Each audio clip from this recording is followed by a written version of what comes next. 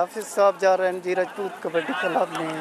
लोग बिरसा टीवी पिंडी खेर से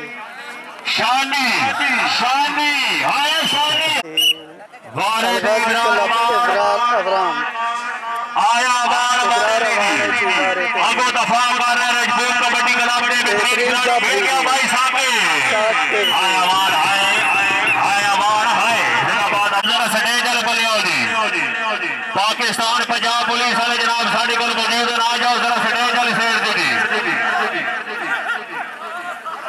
वारे दे राजपूत कबड्डी क्लब का बेहतरीन खिलाड़ी लग गया खालिद मुर्गी।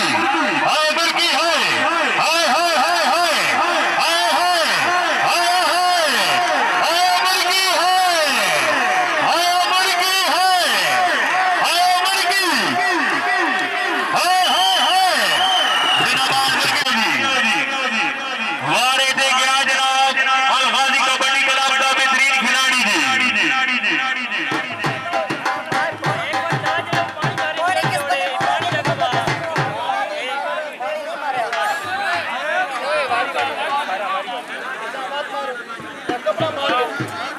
पसीना आना पास जी यार तेल नहीं कैसे फाउल होना आज एक बार मिट्टी मारने दो बाद पानी पसीना आना पास तेल फाउल होना है बस बाहर कर दो।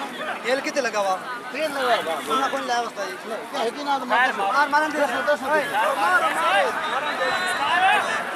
चेक करो क्या है मार मार नहीं मार